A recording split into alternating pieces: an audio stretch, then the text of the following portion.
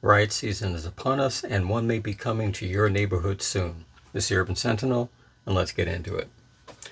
When we talk about riots, it's crucial to understand they don't just happen out of nowhere. They're ignited by a very specific event, often spiraling from organized protest or some deep-seated unaddressed grievance.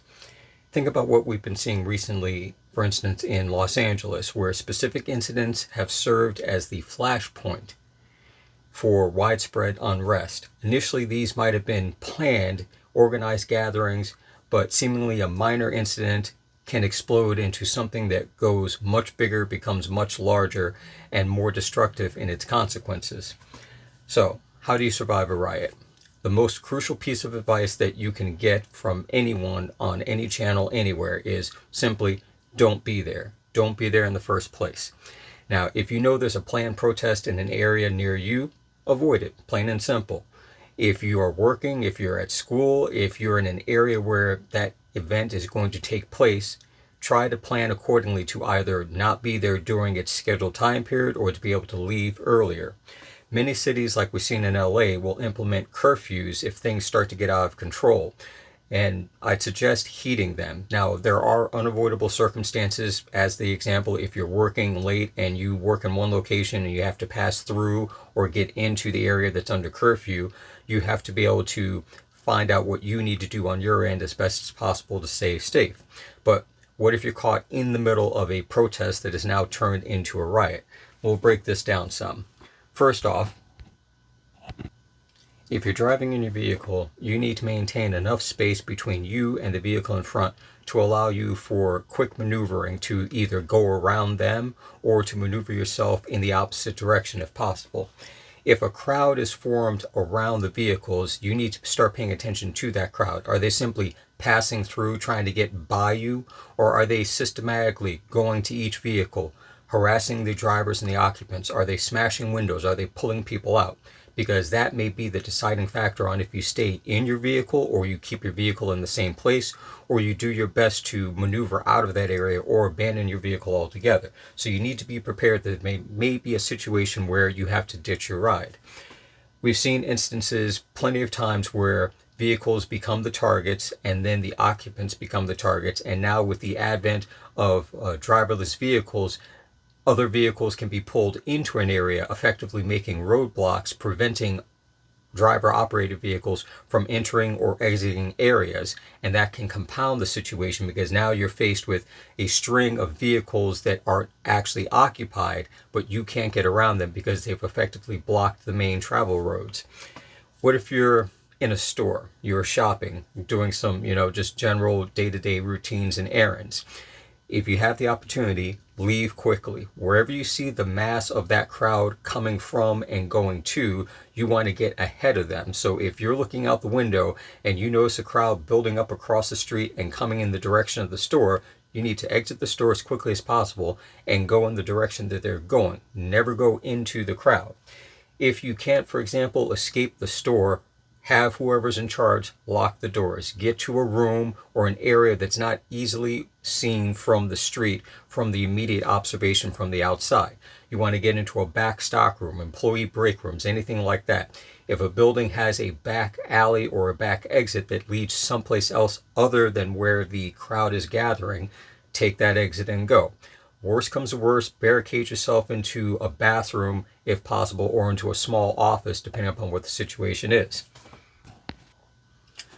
Now be aware that there are businesses that are more likely to be targets for the looters. High-end fashion stores, electronic stores, pawn shops, pharmacies, liquor stores, things like that.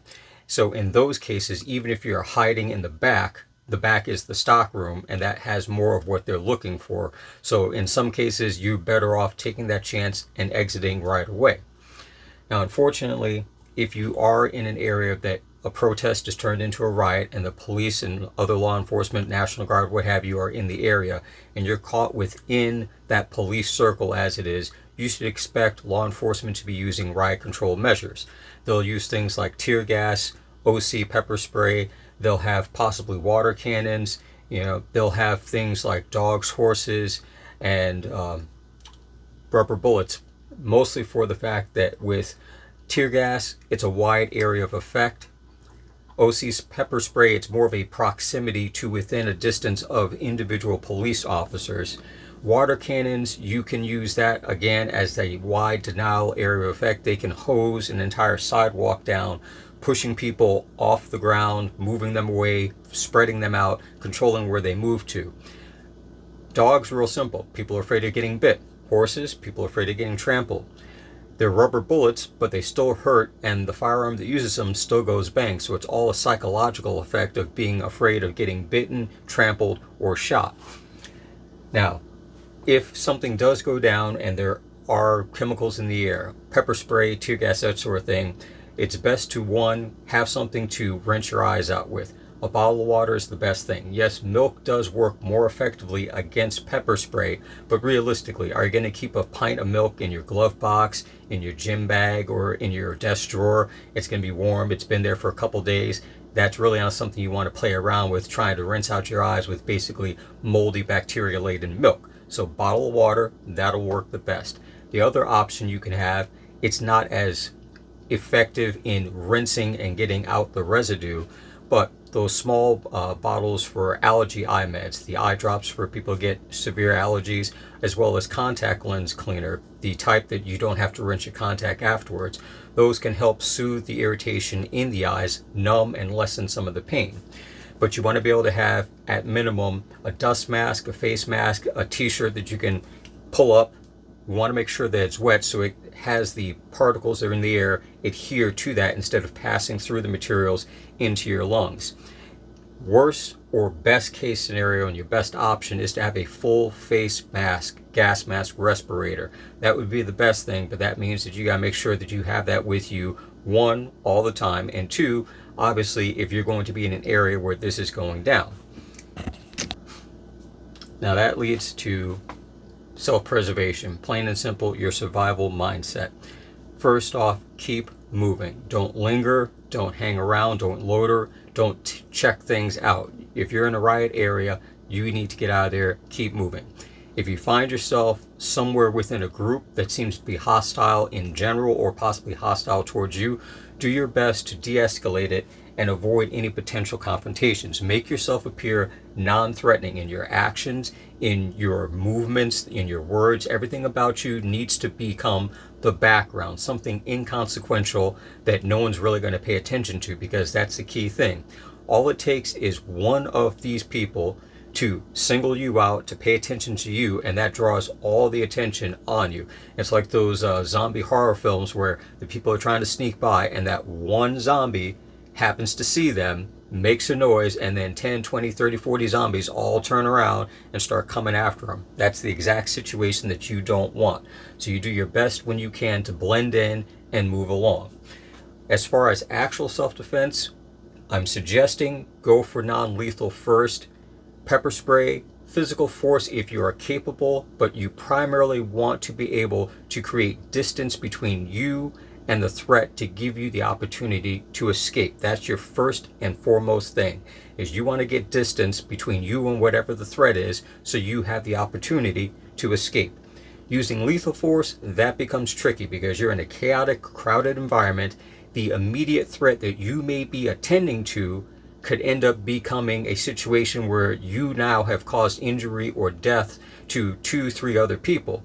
And remember, there's probably going to be law enforcement around, so when a crowd of people starts spreading out quickly, and they've heard gunshots, and there you are, firearm in hand, and a body on the ground, it's not going to work out well for you at all. So I personally would say, if you are going to use a lethal implement, you need to commit to the action entirely. That's all I'll discuss about that. But the unpredictable nature of the crowd as a whole, you have to keep your wits about you. Understand your environment, not just simply, oh, I'm in this town, I'm on this street. Understand the environment, the buildings, the roads, the walkways, everything going on. You need to be thinking in 3 dimensions in your head. Keep your mindset in that position, because the actions that go on are dynamic. They're changing. The crowd can grow, it can shrink. You could have police coming in from one side, a massive wave of people rushing the other way. it's constantly changing, and therefore you need to be able to have your mindset stay fluid and think about what you need to do next and what the possibilities are when you go down the street or you turn the corner, or when you're confronted with 5 people here and you've got 10 people coming up over there and the police coming around the other side. You have to keep all those pieces all moving around on that board all at the same time and keep an eye on everything.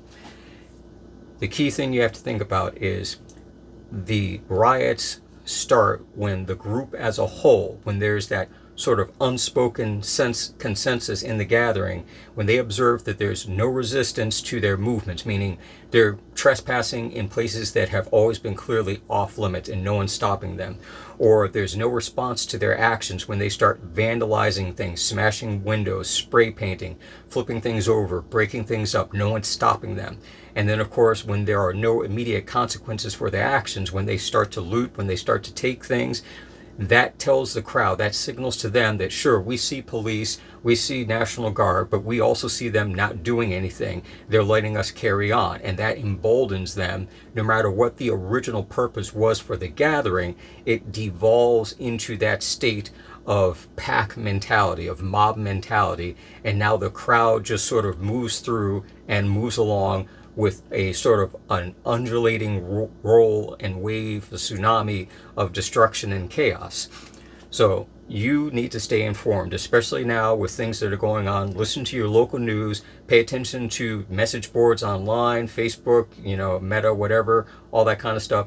Think about where protests are already scheduled, already planned. Are they in cities near you, nearby? Are there states that are having multiples, and that could increase the chance of cross-state traffic where people are going from one group crossing through with another group to go to the next protest, which means more people stopping into your town or along the way where you live. That can also add to the effects. So, as I said before, this is a guide to kind of help you get through the potential events that may occur if you find yourself in a riot. And yes, there are many factors that you can't quite take into account because they can change just like that. And there is no 100% guaranteed way to plan for every event that could possibly happen. But these are some things that I think could be beneficial. And like I said before, do your best to stay away and stay out of it. And that's the first and most important thing that I can tell you to do as far as that goes. So remember, watch the next video coming up, give a like on this one, leave a comment, and I'll catch you in the next one.